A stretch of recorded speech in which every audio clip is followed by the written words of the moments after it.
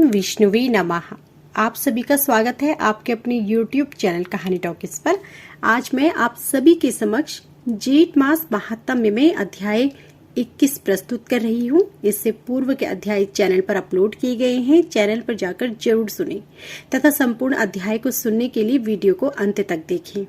अध्याय 21 में देवयानी और शर्मिष्ठा का कलह, शर्मिष्ठा द्वारा कुएं में गिराई गई देवयानी को ययाति का निकालना और देवयानी का शुक्राचार्य के साथ वार्तालाप का विवरण किया गया है।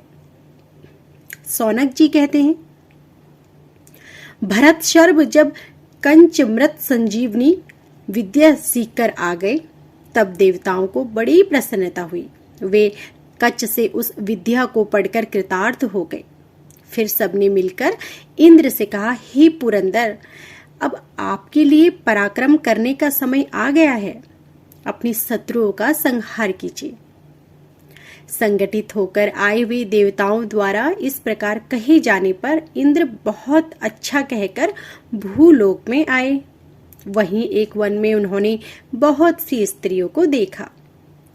वह वन चैत्र रथ नामक देवो उद्यान के समान मनोहर था। उसमें वे कन्याएं जल क्रीड़ा कर रही थी। इंद्र ने वायु का रूप धारण करके उनके सारे कपड़े परस्पर मिला दिए। तब वे सभी कन्याएं एक साथ जल से निकलकर अपने अपने अनेक प्रकार के वस्त्र जो निकट ही रखे हुए थे लेने गई। उस सम्मिश्रण में शर्मिष्ठा ने देवयानी का वस्त्र ले लिया। शर्मिष्ठा वृषपर्वा की पुत्री थी। दोनों के वस्त्र मिल गए हैं, इस बात का उसे पता न था। हे राजेंद्र, वस्त्रों की उस अदला बदली को लेकर देवयानी और शर्मिष्ठा दोनों में वहां परस्पर भारी विरोध खड़ा हो गया। देवयानी बोली, अरे दानव की बेटी, मेरी शिष्य होकर तू मेरा वस्त्र कैसे ले रही है? तू सज्जनों के उत्तम आचार से शून्य है, अतः तेरा भला ना होगा।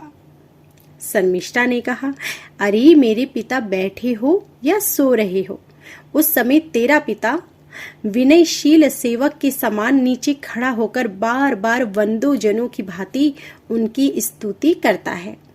तू भिखमंगे की बेटी है, तेरा बाप स्तुति करता और दान देता है। मैं उनकी बेटी हूँ जिनको स्तुति की जाती है, जो दूसरों को दान देते हैं और स्वयं किसी से कुछ भी नहीं लेते। अरे भिक्षु की, तू खाली हाथ है, तेरे पास कोई अस्त्र शस्त्र भी नहीं है, और देख ले मेरे पास हथियार है, इसलिए तू मेरे ऊपर व्यर्थ ही क्रोध कर रही है। यदि लड़ना ही चाहती है तो इधर से भी डटकर सामना करने वाली मुझ जैसी योद्धवी तुझे मिल जाएगी। मैं तुझे कुछ भी नहीं गिनती। सौनक जी कहते हैं, सतानिक यह सुनकर देवयानी आश्चर्यचकित हो गई और शर्मिष्ठा के शरीर से अपने वस्त्र को खींचने लगी। यह देख शर्मिष्ठा ने उसे कुएं में धकेल दिया और अब वह डूबकर मर गई होगी, ऐसा समझकर पापमय विचार वाली शर्मिष्ठा नगर को लौट आई। वह क्रोध के आवेश में थी, अतः देवयानी की ओर देखे बिना घर लौट गई। तदंतर नहुष पुत्र ययाति उस स्थान पर आए। उनके रथ के वाहन तथा अन्य घोड़े भी थक गए थे। वे भी थकावट से चूर हो गए थे। वे एक हिंसक पशु को पकड़ने के लिए उसके पीछे पीछे आए थे और प्यास से कष्ट पा रहे थे। ययाति उस जल शून्य कूप को देखने लगी। वहां उन्हें अग्नि शिक्षा के समान तेजस्विनी एक कन्या दिखाई दी, जो देवनाओं की समान सुंदरी थी। उस पर दृष्टि पड़ते ही नृपश्रेष्ठ ययाति ने पहले परम मधुर वचनों द्वारा शांत स्वभाव से उसे आश्वासन दिया और पूछा, हे सुमधे, तुम कौन हो? तुम्हारा मुख परम मनोहर है, तुम्हारी अवस्था भी अभी बहुत अधिक नहीं दिखती। तुम्हारे कानों के मणिमय कुंडल अत्यंत सुंदर और चमकीले हैं। तुम किसी अत्यंत घोर चिंता में पड़ी हो। आतुर होकर लंबी सांस क्यों ले रही हो? तृण और लताओं से ढके हुए इस कुएं में कैसे गिर पड़ी? तुम किसकी पुत्री हो? सब ठीक ठीक बताओ। देवयानी बोली, जो देवताओं द्वारा मारे गए दैत्यों को अपनी विद्या के बल से जिलाया करते हैं, उन्हीं शुक्राचार्य की मैं पुत्री हूँ। निश्चय ही आप मुझे पहचानते नहीं हैं। महाराज, लाल नख और अंगुलियों से युक्त यह मेरा दाहिना हाथ है।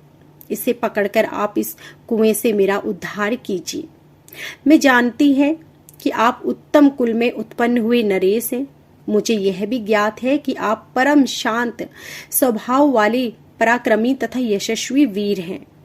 इसलिए इस कुएं में गिरी हुई मुझ अबला का आप यहां से उद्धार कीजिए।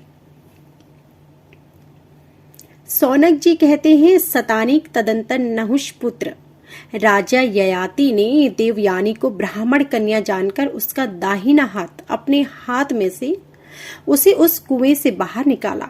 इस प्रकार वेग पूर्वक उस कुएं से बाहर निकालकर राजा ययाति सुंदरी देवयानी की अनुमति लेकर अपने नगर को चले गए।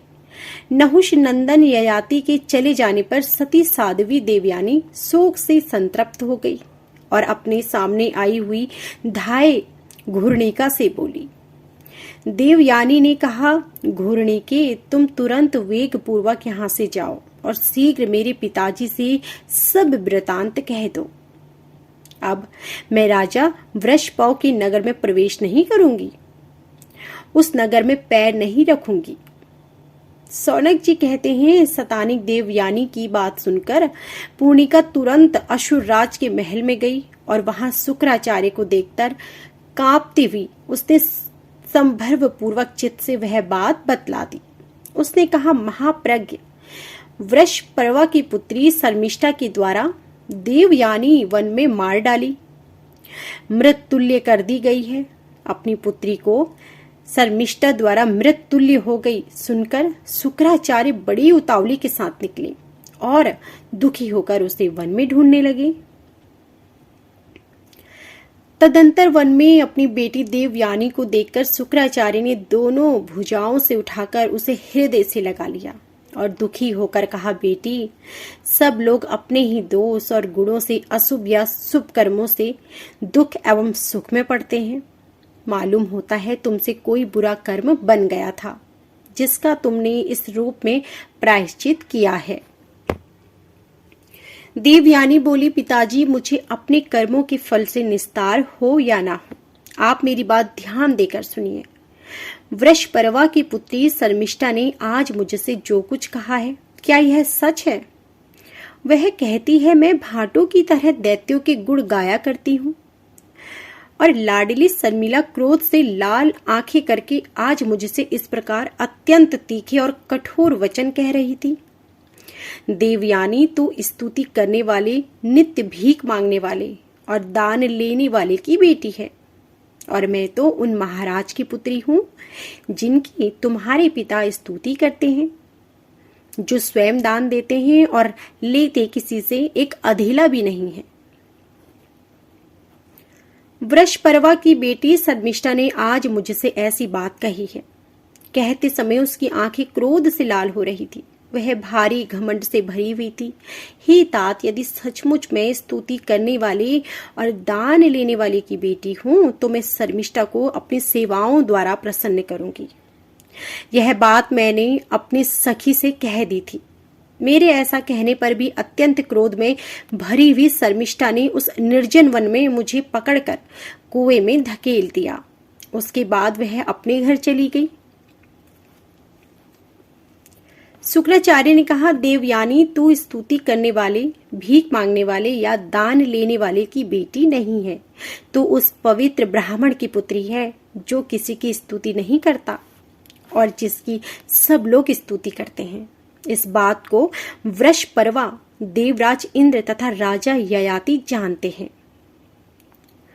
निर्दंत्य अचितनीय ब्रह्म ही मेरा ऐश्वर्य युक्त बल है। तो यह थी हमारी संपूर्ण कथा। यदि आपको हमारी यह कथा पसंद आई हो तो वीडियो को लाइक करना ना भूलें आप सभी का धन्यवाद।